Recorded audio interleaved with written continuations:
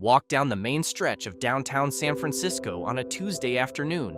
No traffic, no crowd. Storefronts dark, windows papered over, a few pigeons doing better than most businesses. You'd think it was a Sunday in February, except it isn't. This is California now.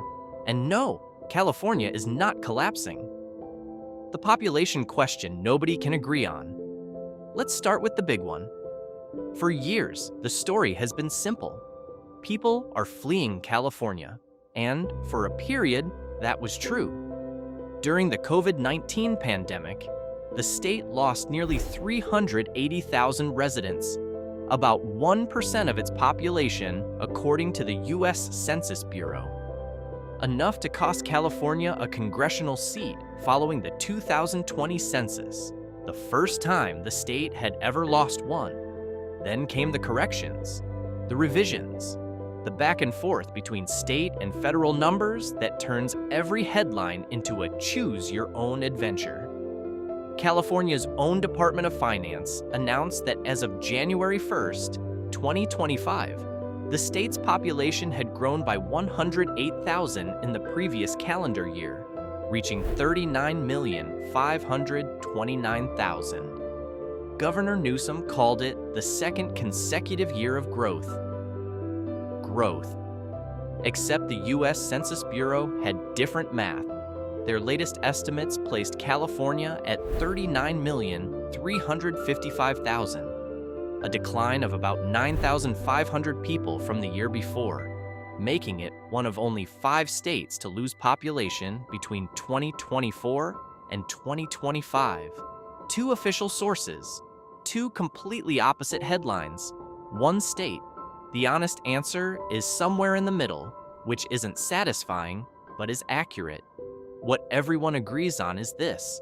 Between 2020 and 2024, California experienced a net domestic loss of approximately 500,000 residents, meaning 500,000 more people left for other U.S. states than arrived from them. International immigration has helped offset that, but the domestic outflow hasn't stopped. The Census Bureau estimates that about 239,000 more people left California for other states than moved in between 2023 and 2024 alone. So who's leaving? According to the Public Policy Institute of California, it's not the wealthy tech workers everyone imagines packing up for Austin. It's predominantly middle and lower-income families, people who simply can no longer stretch their paycheck far enough to live here, the ones who don't get profiled in relocation trend pieces. They just quietly go. And where are they going? According to moving company data and census patterns, the top destinations are Texas, Florida, Arizona, Nevada, and Tennessee. States that, notably, have no state income tax, which matters quite a bit when you're reminded that California's top state income tax rate sits at 12.3%, the highest in the nation. Since 2010, 7.5 million people have left California for other states, while only 5.8 million moved in the other direction. That's a net loss of 1.7 million domestic migrants over 15 years. California's population has grown over the same period, but only because of international immigration and births outpacing deaths, not because Americans across the country are eager to move in. San Francisco and the 300 empty storefronts. If the population numbers are disputed, what's happening on the streets of San Francisco is harder to argue with. You can see it. Before the pandemic, San Francisco's office vacancy rate sat at a tidy 4.7%, practically non-existent by any major city standard. By the third quarter of 2024, that number had ballooned to 36.9%, a peak that made the city's commercial real estate market one of the most distressed in the entire country. At that point, more than a third of office space in San Francisco was sitting empty. Downtown retail told a similar story. By 2024, the city had accumulated over 300 empty storefronts in the downtown core alone. Walk along Market Street, which serves as the city's main commercial artery, and you'd find stretches where 7 out of 8 ground floor spaces were vacant. Entire corners that had functioning shops a decade earlier were dark. That 6% retail vacancy is a lie. Not even Pacific Heights has that. For a main thoroughfare like Market Street, 37% is generous. Angie Reese, Commercial Real Estate Monitor, California Globe. Before the pandemic, roughly 470,000 people commuted into downtown San Francisco every single day. That foot traffic was the lifeblood of thousands of small businesses. Coffee shops, restaurants, dry cleaners, shoe repair places, the kind of businesses that don't exist without people walking past them. Remote work didn't just change where people sat during meetings. It hollowed out the economic center of one of the wealthiest cities on the planet.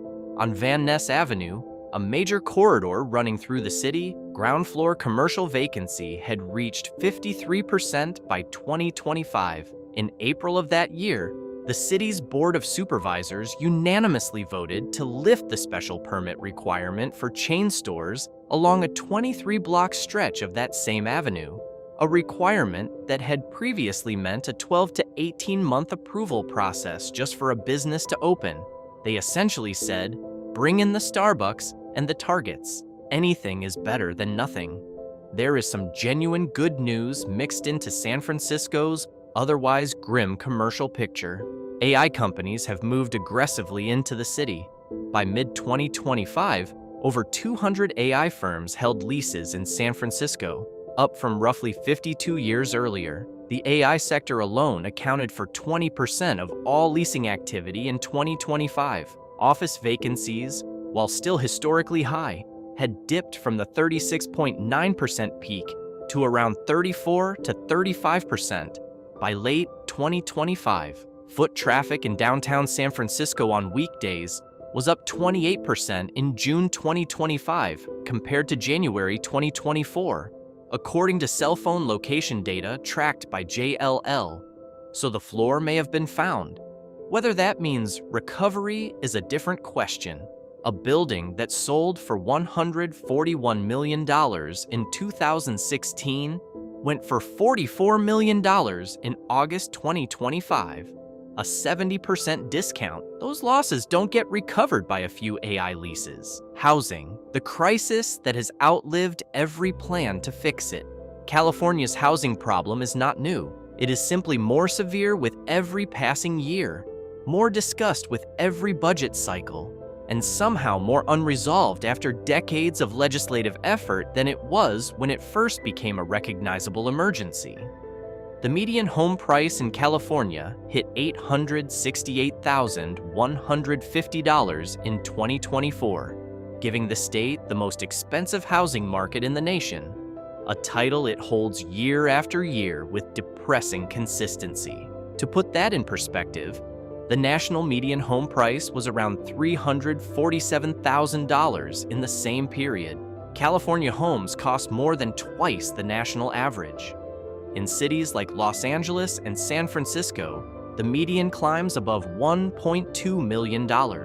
It gets worse.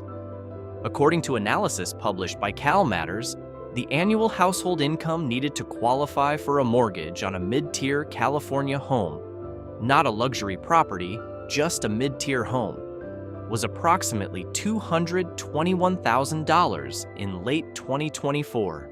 The actual median household income in California that year was about $102,000, more than half of what you'd need in a state considered prosperous by global standards doesn't get you through the door. For renters, the picture is just as difficult. Median rents for a 2-bedroom apartment exceed $3,000 per month in most urban areas. More than half of California renters spend over 30% of their income on housing, the threshold generally used to define being cost-burdened. 1 in 6 middle-class renters in California spends over half their income on rent alone, not on housing in general, just rent. The cause is straightforward, even if the solution isn't. California has not built nearly enough housing to keep up with demand. Since 1990, The state added 3.6 million housing units and 9.4 million residents. The math doesn't work. The state estimates it needs approximately 3.5 to 3.85 million additional homes just to stabilize the current market. In 2024, California issued about 80,000 building permits, roughly 68% below the rate needed to even approach that target. Why hasn't more been built? The reasons are layered: high land costs, high construction costs, local zoning restrictions that have historically resisted denser development, community opposition, what's sometimes called NIMBYism, or not in my backyard resistance, that delays or kills projects for years, and an environmental review process, the California Environmental Quality Act, that while designed for legitimate purposes, has often been used as a tool to obstruct housing entirely. In 2025, following the catastrophic Los Angeles wildfires, the state legislature finally passed a package of pro-housing reforms that the advocacy group California YIMBY described as the biggest year for pro-housing reforms in our history. The changes included easing restrictions on denser construction in urban areas and streamlining some permitting requirements. Santa Monica alone has more than 1,000 new apartments scheduled for construction. Whether that translates into meaningfully more affordable housing over the next decade remains to be seen. California has enacted reform after reform over the past 10 years. Adjusted for inflation, rents have increased 39% since 1990. Homelessness has increased 47% since 2007. The reforms haven't kept pace with the crisis they were meant to address. California's housing crisis has gotten worse, not better, over the last 30 years. The people who've benefited from this system are primarily longtime homeowners. California's Proposition 13, passed in 1978, caps property tax increases on existing homes, meaning someone who bought a house in 1985 pays taxes on a fraction of its current market value. That's kept many older homeowners in place and kept their homes off the market.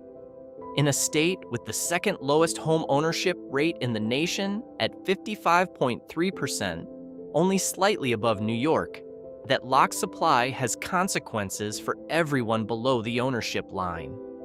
The businesses that packed up and left.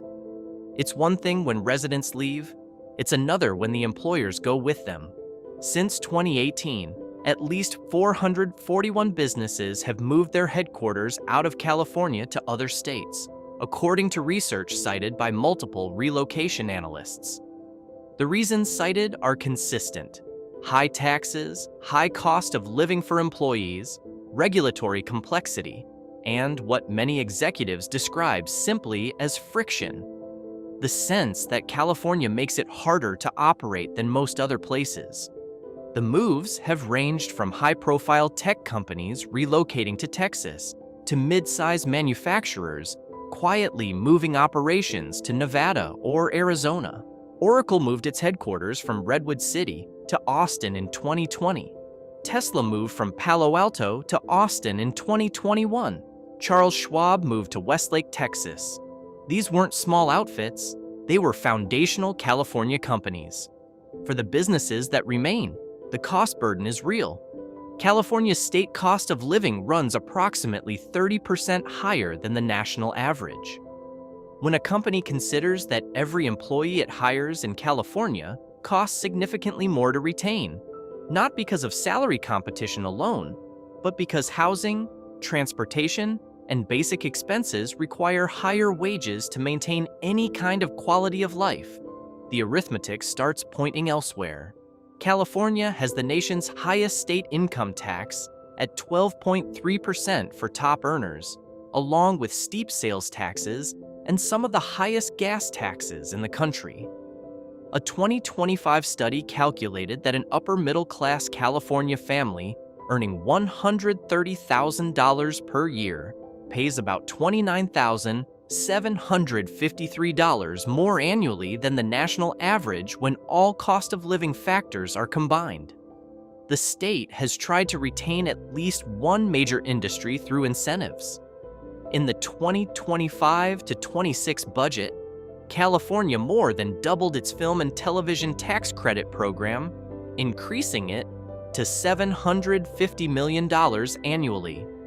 That's a direct acknowledgement that without financial incentives, productions were leaving for Georgia, New York, and other states offering more competitive terms. The creative industry that defined California's cultural identity for a century has needed a rebate program to stay. That said, the picture isn't entirely bleak on the business front. The AI sector's concentration in San Francisco has brought significant investment and employment back into the Bay Area. California as a whole remains the fourth largest economy in the world.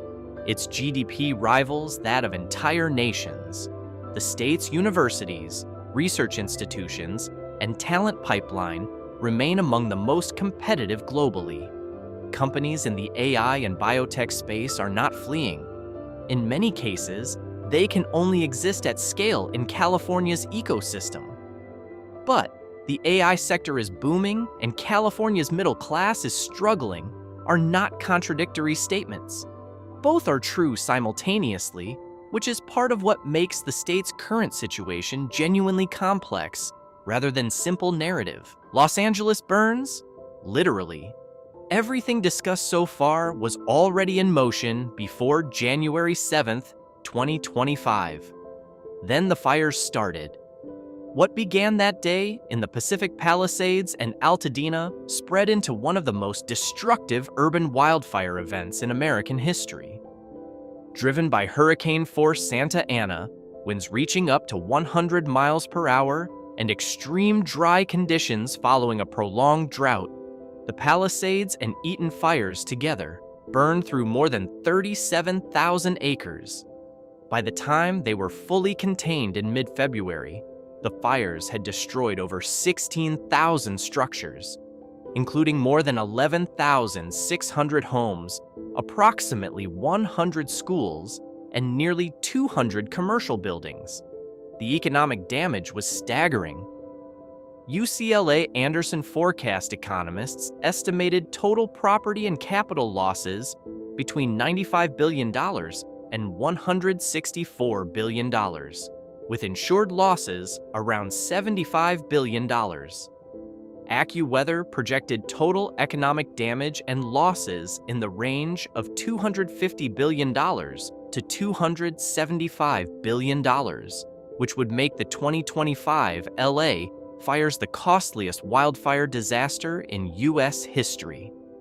A 0.48% decline in Los Angeles County GDP for 2025 was projected.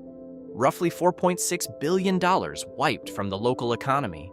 For the communities directly affected, the immediate consequence was displacement. Tens of thousands of people lost their homes. With housing already in severe shortage across the Los Angeles region, reports documented rent increases of up to 200% in some areas as landlords capitalized on the desperation. The fires didn't create Los Angeles's housing problem. They poured accelerant on it. The rebuilding process moved with the speed one might expect of a system that struggles to permit a single-family addition in under a year. As of August 2025, with over 12,000 structures documented as destroyed, Los Angeles County had issued just 184 building permits for reconstruction. Governor Newsom suspended some CEQA and Coastal Act permit requirements to speed things along, but the gap between need and output remained vast. The fires also devastated California's already fragile property insurance market. The state's FAIR Plan, the insurer of last resort for properties private companies won't cover, had seen its coverage expand by 300% since 2021.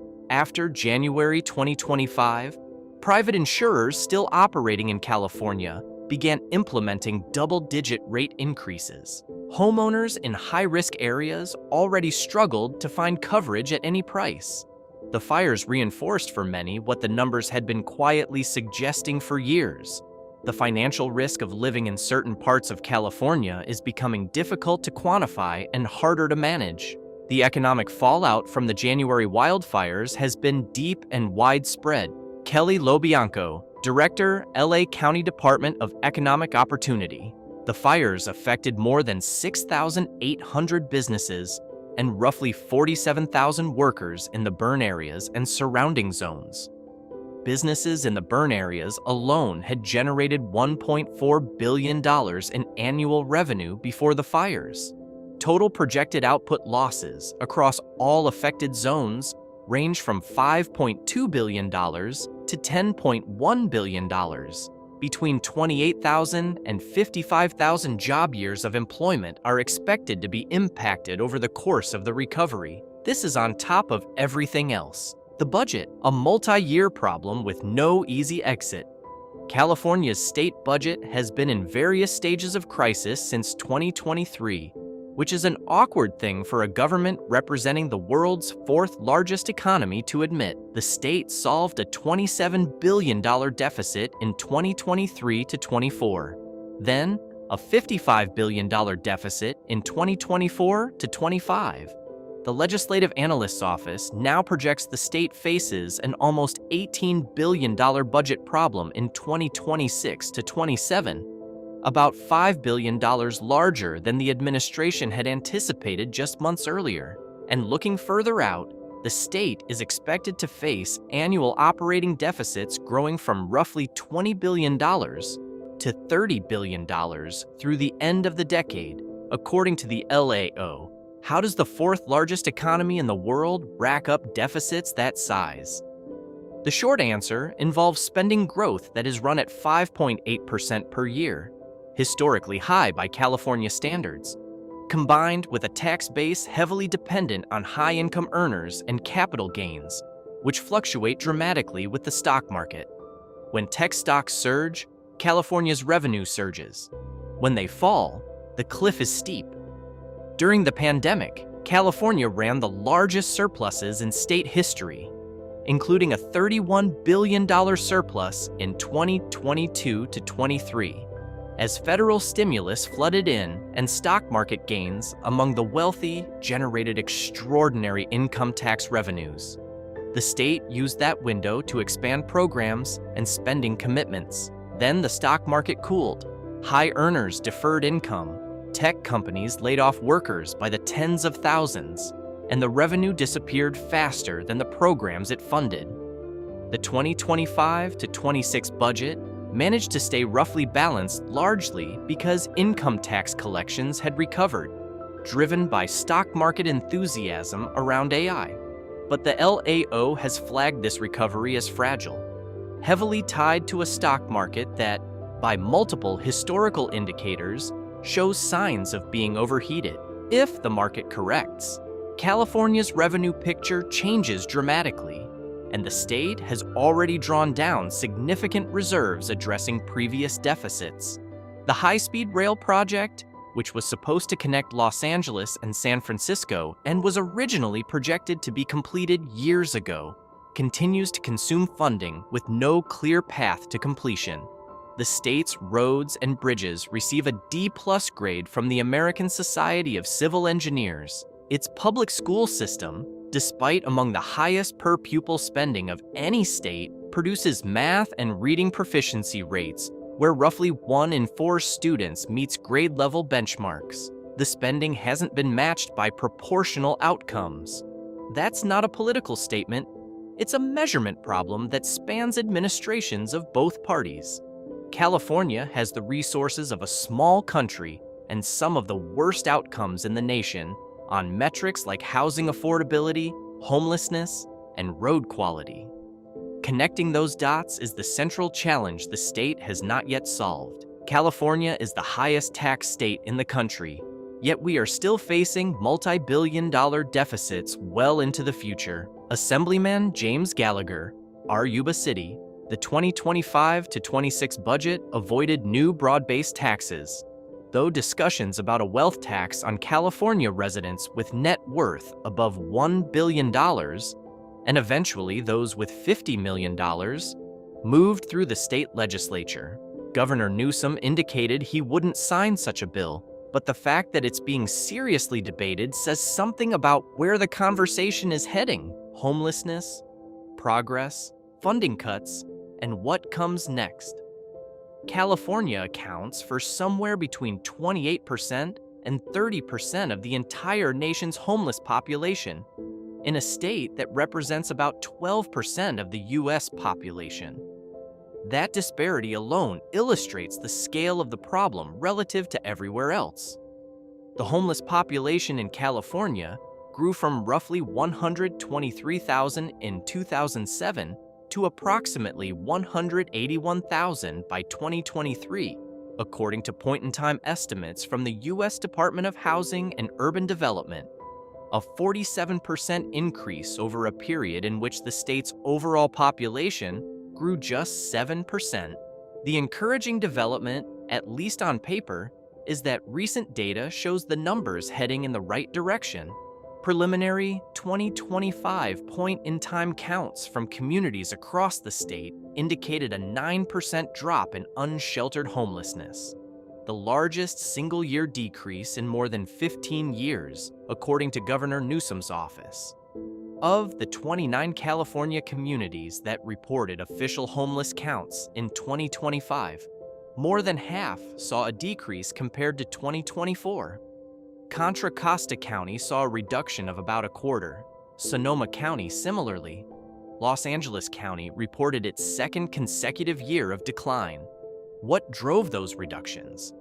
A combination of encampment clearances following a 2024 Supreme Court ruling affirming local government's authority to do so, a significant expansion of shelter capacity funded by state and federal dollars, and the passage of Proposition 1 in 2024, a $6.4 billion behavioral health bond focused on treatment facilities and housing for people with serious mental illness and substance use disorders.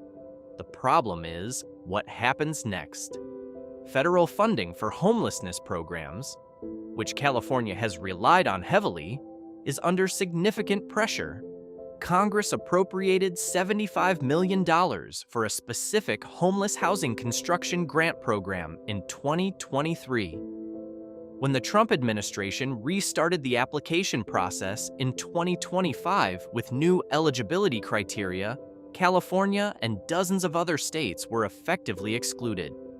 A federal lawsuit temporarily blocked the distribution of those funds, and as of early 2026, the money remains frozen while litigation continues. Service providers on the ground are already feeling the squeeze. The Downtown Streets team, a nonprofit with an established track record of helping homeless individuals find work, announced it was shutting down after losing several significant contracts and grants, a direct casualty of the shifting funding environment. Nonprofits that have built up their capacity over years to house and serve people don't scale back down gracefully. They close programs. They lay off staff. The people they were serving don't disappear. They just lose the support they had. The trajectory of homelessness in California is genuinely uncertain. The state made real progress in 2025. Whether that progress survives reduced federal investment, rising operational costs, and a property insurance market that makes building new supportive housing increasingly expensive is a different question. What collapsing actually looks like. The word collapsing gets thrown around a lot when people talk about California, and it's worth being honest about what it means and doesn't mean. California is not collapsing in the way a bridge collapses, suddenly, completely, visibly. What's happening is more gradual and more complicated. It's the slow erosion of what made the state aspirational, the widening gap between what California promises and what it delivers to people without existing wealth or exceptional income. The California dream, the idea that you could arrive here with ambition and reasonable skills and build a stable, comfortable life, was never entirely myth. For decades, it was real. People came, they found work, they bought modest houses, They built communities. That path has narrowed to the point of near disappearance for working and middle-class people in most of the state's major cities. The median California household income in 2024 was approximately $102,000, a number that sounds comfortable until you put it against a median home price of $868,000, a $3,000 per month two-bedroom apartment, and a cost of living roughly 30% above the national average. On paper, California's median earner is doing fine. In practice, they're likely spending more than half their take-home pay on rent or a mortgage, with limited capacity to save, invest, or build toward ownership. Meanwhile, at the top of the income distribution, California remains extraordinarily prosperous. The state is home to more billionaires than any other state. Silicon Valley generates wealth at a scale that distorts every economic average it touches. The AI boom has made certain corners of the Bay Area feel like 2007 or 2017 all over again. Venture capital everywhere, lease signings at record pace, a sense of irrational possibility in the air. Both realities exist at the same time. That's what makes California so difficult to characterize and so easy to misrepresent. The people celebrating California's resilience and the people documenting its dysfunction are often looking at different parts of the same state. There are cities outside the coastal metros, parts of the Central Valley, the Inland Empire, smaller communities in the north, where California is growing, affordable by California standards, and functioning. Bakersfield grew by 1.2% in 2024. Fresno County grew, Riverside County grew. The story of California's decline is largely a story of what has happened to its largest, most expensive, most historically aspirational cities. San Francisco had 470,000 daily commuters before the pandemic. It had over 300 empty downtown storefronts in 2024 and a third of its office space sitting vacant. Those facts don't cancel each other out. They both describe the same city at different moments in time, and the distance between those two moments is only 5 years. Los Angeles just weathered the most destructive wildfire in the city's recorded history in January, in what is nominally the rainy season. The state's fire risk footprint covers 77% of its counties. Property insurance has become unavailable or unaffordable in entire regions. That's not a policy failure that can be resolved with a new zoning law. It's a physical reality of a warming climate colliding with decades of land use decisions and fire suppression policies that are now irreversible in the short term. What collapsing actually looks like, in California's case, is a state that has the wealth and talent and natural advantages to be exceptional, and is visibly failing to translate those assets into livable conditions for a growing portion of its own people. That's not quite the same as collapsing, but it's not fine either.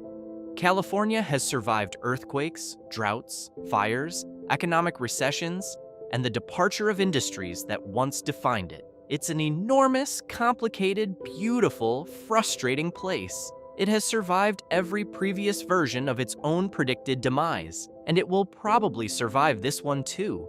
But it'll probably survive isn't the same as everything is fine. The empty streets of downtown San Francisco are real. The families priced out and relocated to Texas are real. The unhoused population, the budget deficits, the burned neighborhoods, the office towers with no tenants, those are real. The question isn't whether California is collapsing. It's whether the people who run it can fix the gap between what the state earns and what the people who live there can actually afford before the gap becomes permanent. That's the thing worth watching. That's the thing worth asking about. California is collapsing is a good line.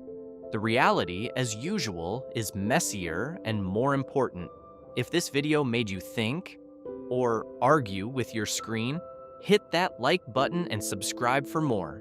We cover the stories behind the headlines without the spin. Drop a comment below. Do you think California can turn it around, Or has the window already closed?